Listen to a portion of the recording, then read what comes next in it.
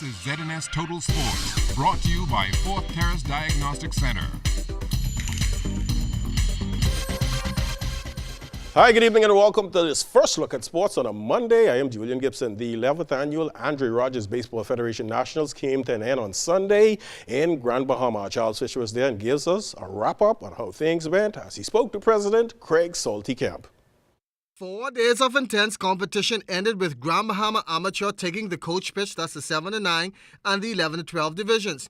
Junior Baseball League of Nassau won the 9-10, 13-15, 16-18, and 25 and under. BBF President Craig Salty-Kemp calling the tournament a success. We had a very good tournament.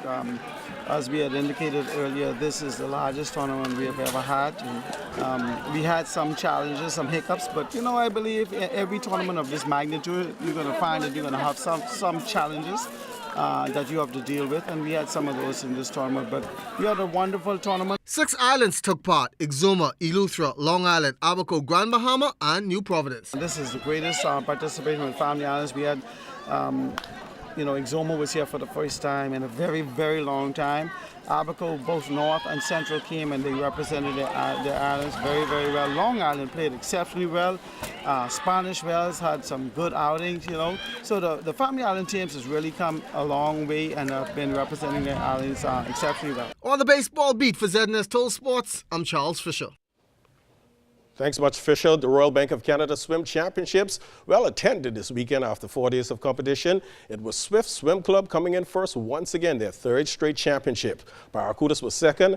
Alpha Aquatic came in 3rd. Now, one of the feature races on Saturday night was Simone Sturb, winning the 13-14 girls 200-meter freestyle. I must say, she did it in style. I'm very satisfied because I made a personal best. So, yes. How was the competition for you? The competition was really good.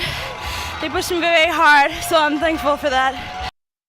And the ladies 200 meters was the marquee event at the B3A Senior Track and Field Nationals that took place over in Grand Bahama. For that and what else went down in the 400 meters, let's check in with Charles Fisher. Let's take a look at the women's 200 meters. Anthony Strong, Shawnee Miller, and Nivea Smith, Roshana Nemo, all in that. And when it was all finished, it was Anthony Strong winning in a time of 22.32 seconds. Shawnee finishing second in the new junior national record, 22.45. And coming in 3rd was Nivea Smith in 23.17. The race was a real struggle, I'm not gonna lie. But it was really good. I executed it well as my coach and I planned, and also the trainer who he sent down with us. We planned the race, and I made sure to stay in my race pattern to be able to win the 200.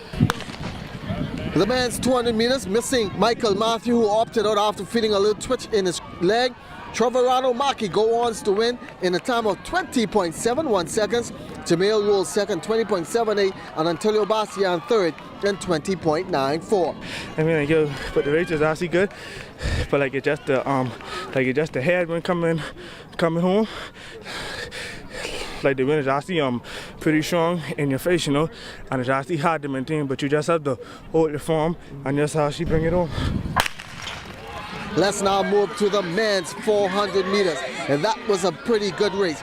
In that one, it featured all the athletes looking to make the A standard and also qualify for the World Track and Field Championships.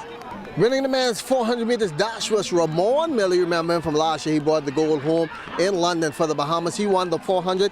Latoy Williams finished second, and coming in 3rd was the fireman, Chris Brown. I just came out and to execute, Me and my coach had a plan, and we went with it. And, just wanted to execute the last 100. We worked on the last 100 full time, and, we did it. We'll have much more on the B3's Nationals throughout the week, including more on the retirement of Golden Girl, Chandra Sturb. For ZNS Total Sports, I'm Charles Fisher. Freedom Farm, as you know, pulled all of their teams out of the championship games over there in Grand Bahama. That decision getting mixed reaction. Co-Commissioner Castino Sands explains what led up to that decision. Our 11-12 division had, the 11-12 division at the tournament had 9 teams, and it was understood by us, based on information given to us at the technical meeting before the tournament began, that the 2 top teams would play for the gold medal, and the following two teams would play in the bronze medal game. At the time that we took the decision to withdraw, our 11-12 team, which is coached by Greg Burrows Jr., had a 4-1 record. That record was identical to a record had by a team from Grand Bahama. So based on our understanding, those two teams should have played in the gold medal game. A meeting was called by the executives of the Bahamas Baseball Federation that was attended by representatives of Freedom Farm, including Greg Burrows Sr., who's our president and who was a member of the protest committee.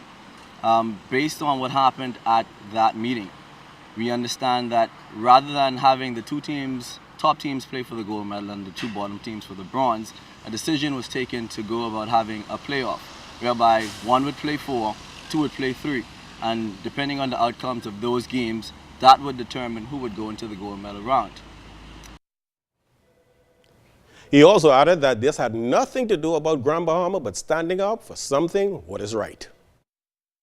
This decision isn't about any one game, it is not about any one call, and it's certainly not about Grand Bahama and the reception that we received by Grand Bahama. We have very many great friends there. K. Brian Hanna and his sidekick, those guys made us feel welcome the entire time there, and we want to be clear that we have nothing against them. This is strictly about the current executives of the Bahamas Baseball Federation and the manner in which they have gone about treating the Freedom Farm Baseball League. Very many things were said that I won't go into now, but we felt that that decision was best for Freedom Farm and for our kids. BBF President Craig Saltycamp, not wanting to explain too much on the situation, well, he had this to say. I don't want to deliberate on it too much because I still have to do some investigation. Like I say, we had some flaws in one particular age group. Even though that was done, I still believe that for the betterment of the sport and the young men that are participating, maybe the decision should have been slightly different. But we're going to elaborate on that in more detail once we have been able to meet as an executive body. And we will be able to make some decisions. We will bring you in on the loop at that particular time. Well, that's all the time for sports on a Monday. Once again, I'm Julian Gibson. Stay tuned. The Bahamas Tonight continues in a moment.